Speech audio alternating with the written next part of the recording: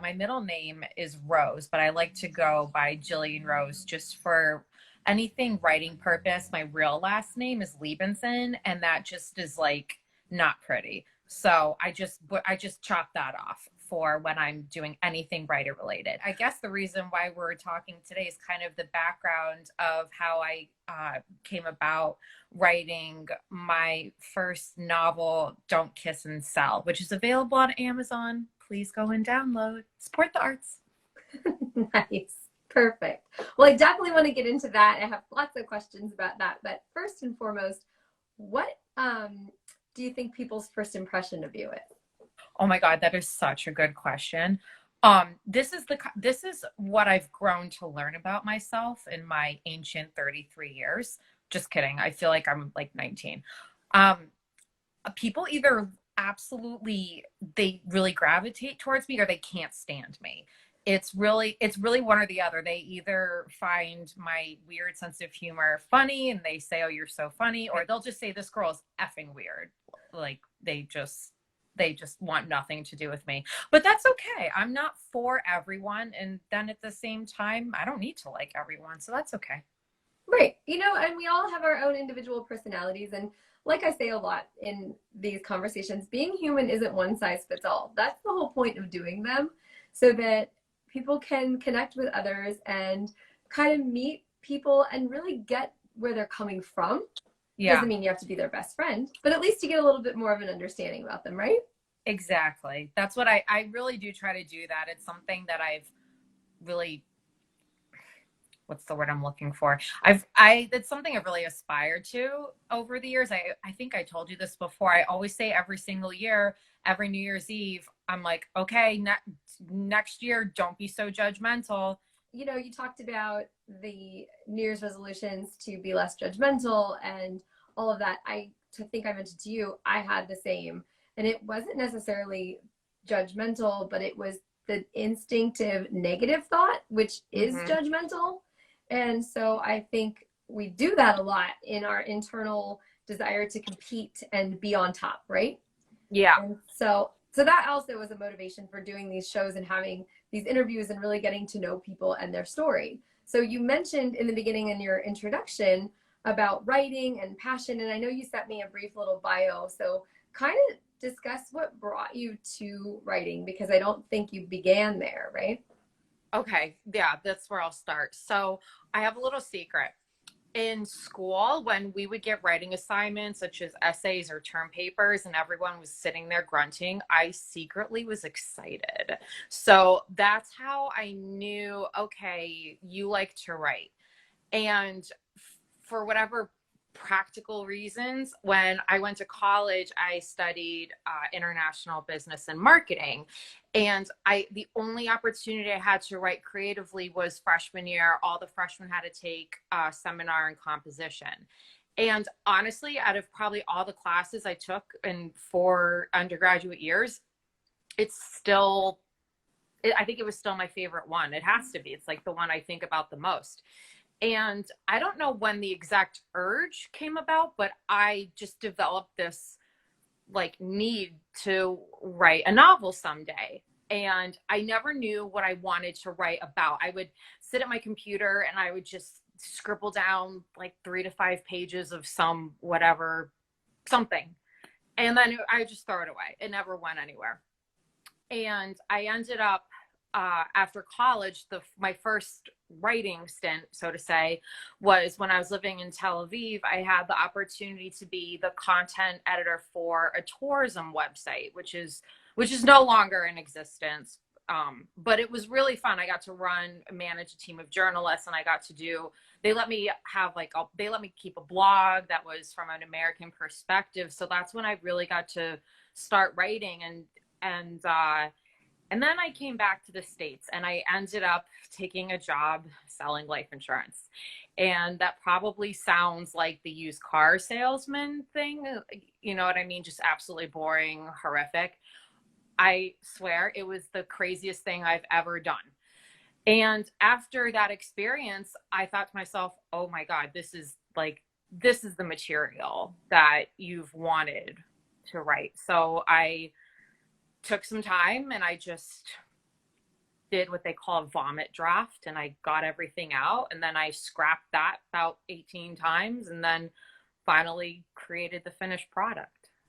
This is an incredible story to me because I'm thinking Okay. to what you said in the beginning about the class in college freshman year. I was the person who couldn't put the font big enough to get it by and space out the text big enough to get my assignment through. I'm not that person. I can present like none other, but I don't want to write about it. So I'm intrigued and admire you for that. Oh, thank you. I mean, at the same token, though, I can't. Math and I are just, we're not friends. Oh, You know. it's my buddy and logistics. Oh, see, like I'd rather eat dirt than deal with spreadsheets. And that's how I feel about writing an essay. Okay. So tell me what ended up of the vomit draft and the scrapping. So tell me about the finished product. Tell me what the book is about. Tell me where it is. Oh, right. The book, what it's about. Oh, yeah, maybe I should get to that. So the book actually centers around, maybe I should mention that.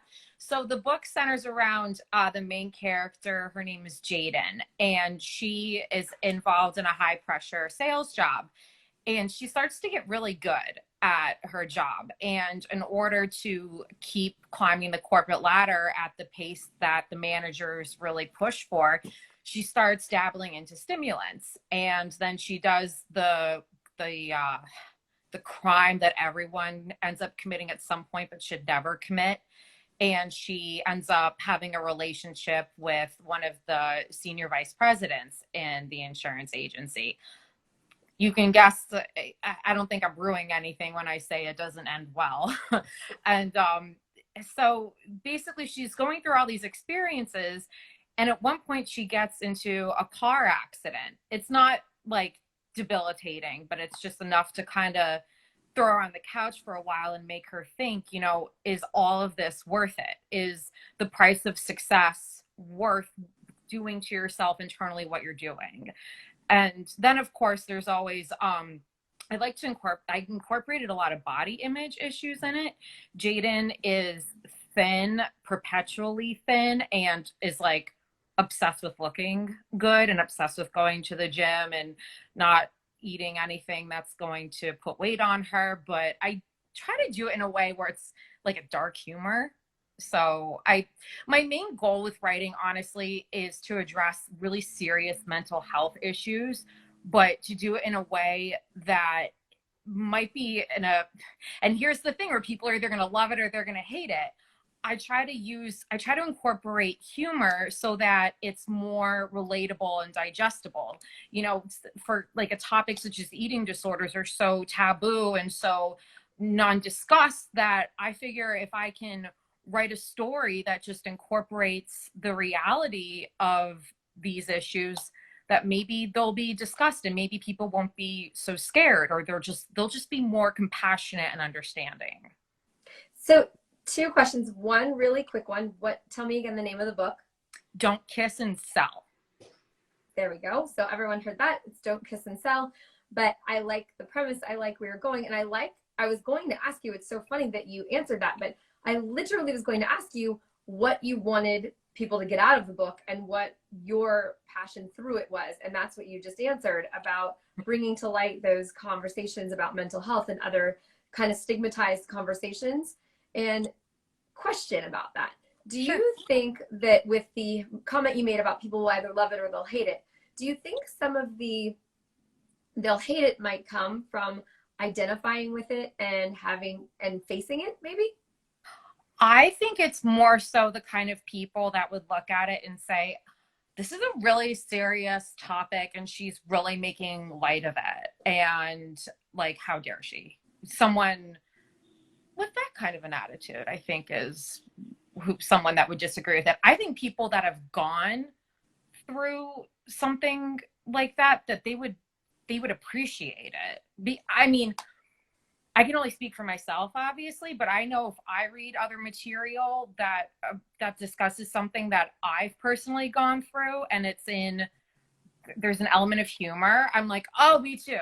And identifying with whatever you're reading or watching and kind of feeling a part of it, right?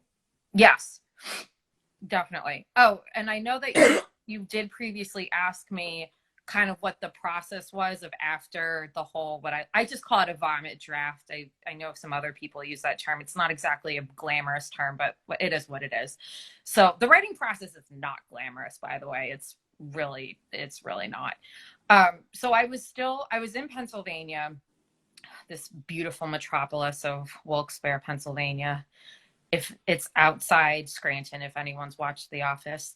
So I had this desire. I write the draft, and then I thought to myself, okay, self, you got to get out of here before you get married to some guy with a huge beer gut and you pop out a bunch of kids and have no teeth.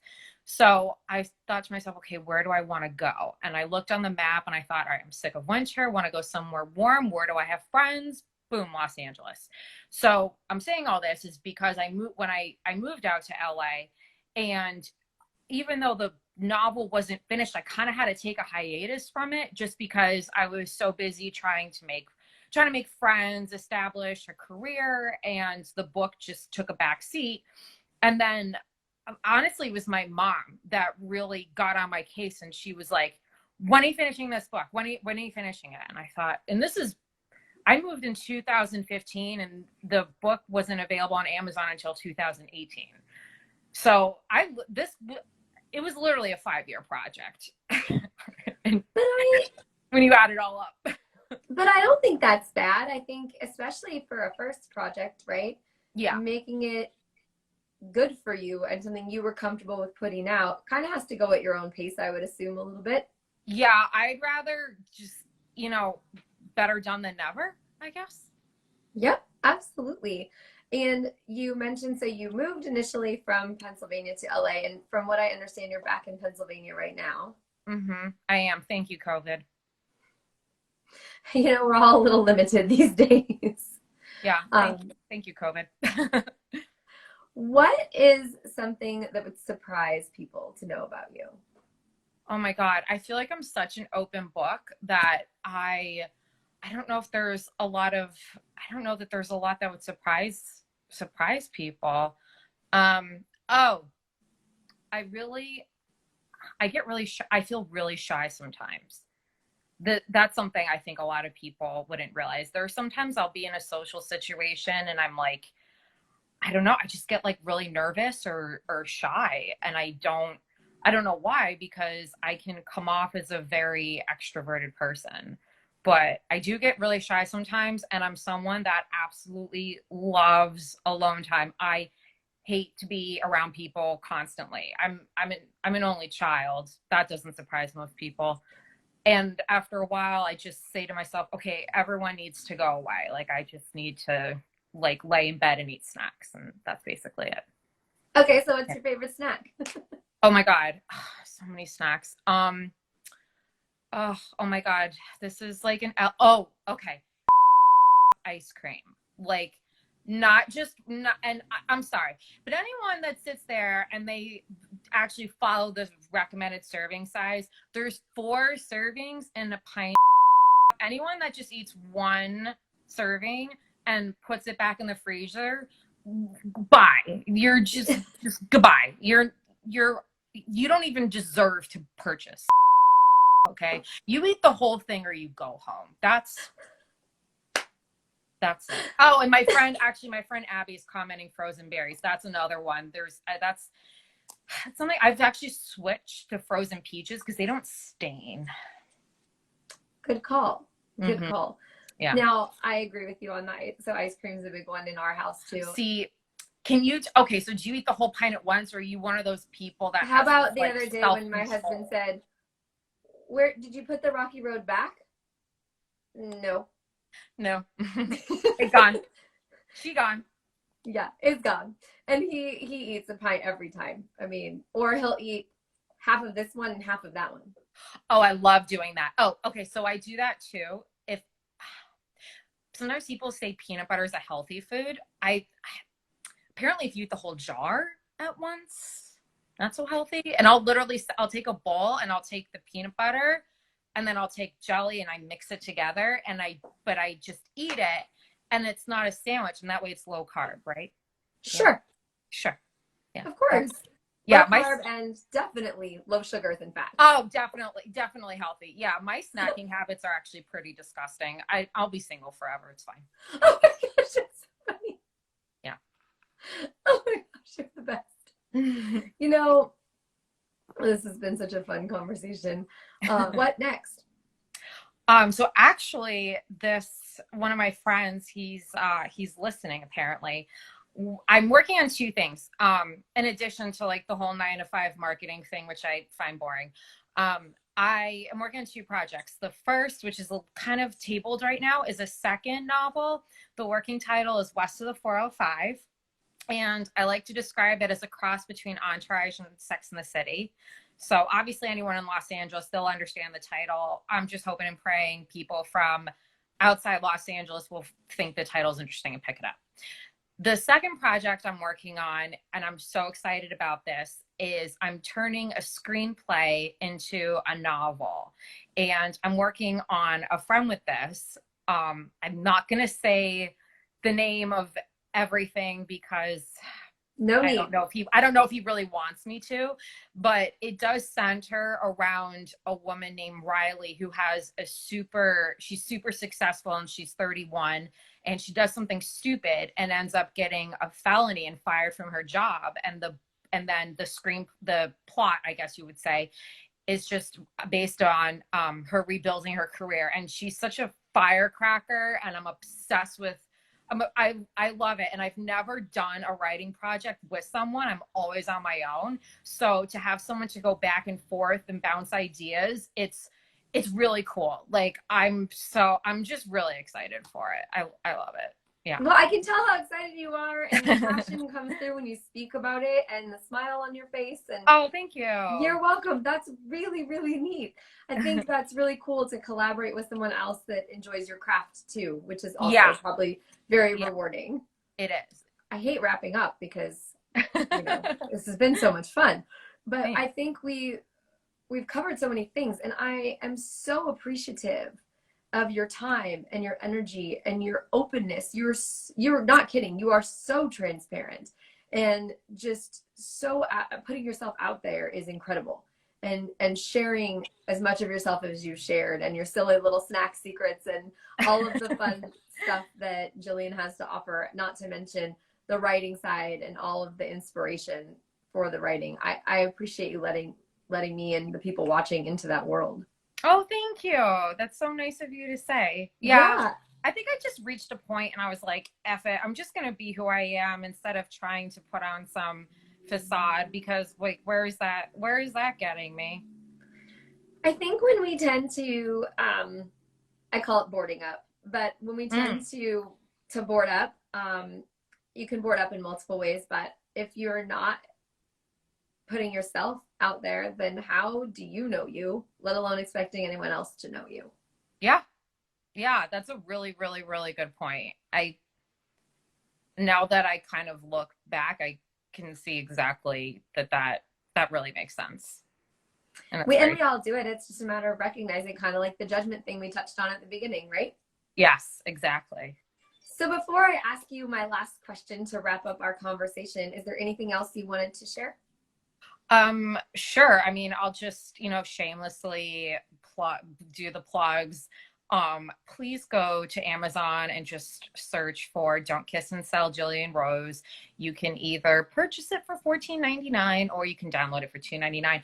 And I'm actually going to release an audio version. I don't know exactly what date, but that is coming soon. I've had a lot of people say, I hate reading, I can't stand it, but I really like audiobooks. And I thought to myself, all right, okay, let's follow the trends here. Thank you so much for all your help, and thank you so much for taking the time to talk to me. I really, really, really enjoyed this. This was really fun. Me too. This was absolutely fantastic. And so for the last thing I want to ask you to close out this conversation, if as you're walking down the street out and about and you have the opportunity to hold up a sign that would say one thing about Jillian, what would you want people to know about you? I'm unbelievable. I love that.